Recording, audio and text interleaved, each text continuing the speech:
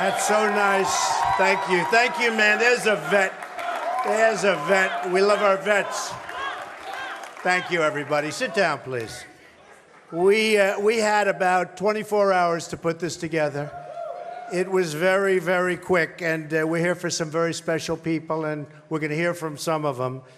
But this is an honor. This is a really honor. And I didn't want to be here, I have to be honest. I wanted to be about 5 minutes away, and I've enjoyed that. I've enjoyed that. All the online polls said I've done very well with that, with the debates, and I've had a kick with it. But you have to stick up for your rights. When you're treated badly, you have to stick up for your rights. You have to do it.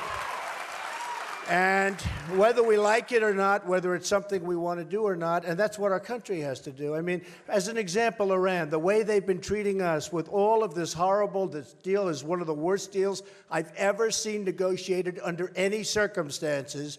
And we just take it. We have to stick up for ourselves as people, and we have to stick up for our country when we're being mistreated. Remember that. And I have to go a little step further and say that Fox has been extremely nice, and the last number of hours, actually. And they've wanted me there, and they said, how about now? They called a few minutes ago. How about now? Can you come over? I said, hasn't it already started? And we actually thought what we'd do is we'd let them start, and we wanted to be about 15 minutes into that hour so that by now they're all tuned in. Look at all the cameras, like the Academy Awards. This is like the Academy Awards. This is the Academy Awards. We're actually told that we have more cameras than they do by quite a bit, so that's sort of interesting. And you know what? That's really in honor of our vets. But they have been. They've been very nice, and they wanted me to go and apologize and everything else, and they did apologize, and they could not have been. But once this started, it's for our vets. There was nothing I could do. I don't know. And you know what? I don't know. Is it, for me personally, a good thing, a bad thing? Will I get more votes? Will I get less votes? Nobody knows. Who the hell knows? But it's for our vets, and you're going to like it because we raised over $5 million in one day. Over $5 million. So that's not so bad. My whole theme is make America great again. And that's what we're going to do. And we wouldn't have even been here if it weren't for our vets. And our vets are being mistreated. Illegal immigrants are treated better in many cases than our vets. And it's not going to happen anymore. Not going to happen anymore. So once this ball started rolling, we couldn't stop it. And you see the House is packed. And literally, this took place less than 24 hours. We had less than 24 hours to do this because they said, listen, I'm not going to do the debate out of respect for myself. I won't do it because it would just be wrong. But I got to, I love Iowa. I'm here. We got to do something. I didn't know we were going to raise $5 million. We actually raised close to $6 million, to be totally honest. But, and I have to say, a lot more to come. We set up a site, www.donaldtrump4vets.com. 4vets.com. And they've raised almost $500,000 just today. So I think this money is going to continue to pour in. And we have some incredible, incredible people. I do want to call out some of the folks that gave a lot of the money. And then we're going to have somebody come up to speak who's an incredible speaker, but much more importantly, it's the subject. Somebody that really, really understands what the vets are going through.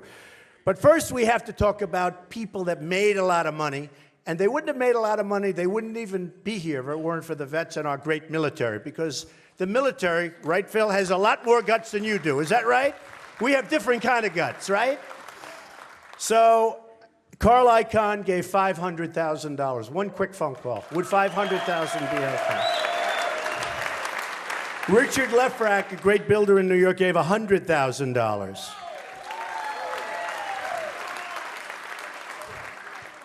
Donald Trump, another great builder in New York, now a politician.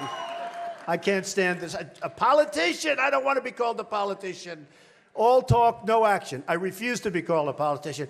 Donald Trump gave $1 million, okay?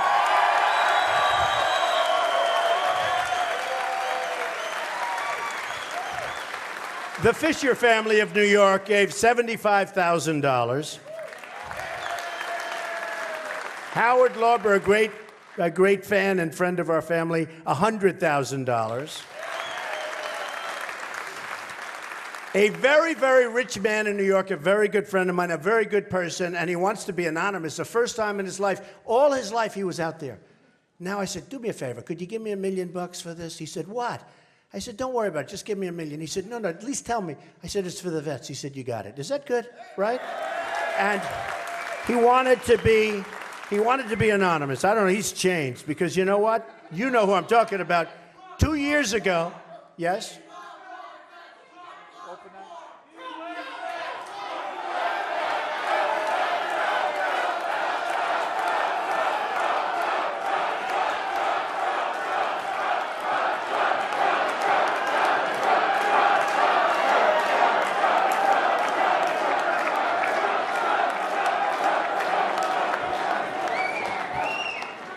It really is too crazy, right? You know, I tell the story. I love protests. I love protests at my rallies. Because, you know, here, this is a beautiful place, but we have thousands of people outside that weren't as good as real estate as you folks, I will tell you. But we have thousands of people outside trying to get in. We set up cameras, we set up screens, we have everything. But I will tell you, you look at that, I love the protesters in the big arenas because the cameras never move. They're always on my face. And I say to my wife, Melania, honey, stand up. She has to suffer through it. She has to suffer through this. No, I go home. And it's always broadcast. You know, they can never let me like the other politicians. Nobody cares. There's nobody covering them, no cameras. Look at this. It's like crazy. But I'd say, how did I do? She said, you were great. Were there many people there? I say, what do you mean? There were 21,000. It was like in the Mavericks Arena. Or it was, I remember, in Alabama, Mobile, Alabama, we had 35,000 people. By the way, we get the biggest crowds by far. Much bigger than Bernie, although I have to say, he's second. He is second. No other Republican. But we get the biggest crowds. And she'll say, but they never show the crowd. And I'll say, what do you mean they never show the crowd? And I realized they never turn the camera. And I always say, you know, I figured maybe they're fixed. These are new cameras they can't turn. The only way you find out that they're not fixed, they're like pretzels the way they can turn them, is when you have a protester. You can have protesters up in the top and they're turned around sideways. They turn, but they don't want to show the crowd. So it's one of those things. So we have a rich man from New York, a good guy who's become a little bit reclusive, obviously, $1 million. He's a great guy. We have another unbelievable man, Ike Perlmutter from Marvel. He did such an unbelievable job. One of the great, great men of our country in terms of business and talent. And he's giving Ike and Lori Perlmutter $1 million.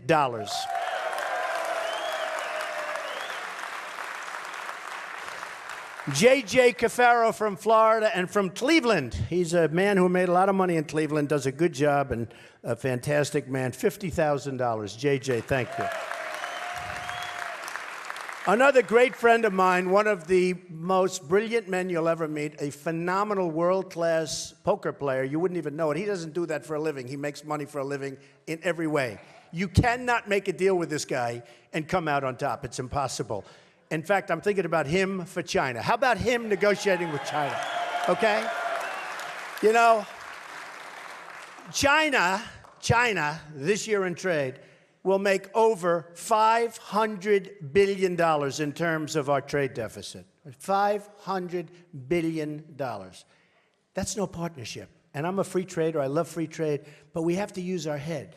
And we use political hacks to negotiate with the Chinese. And they have the smartest people. I deal with them all the time. I love the Chinese. They buy my apartments for millions.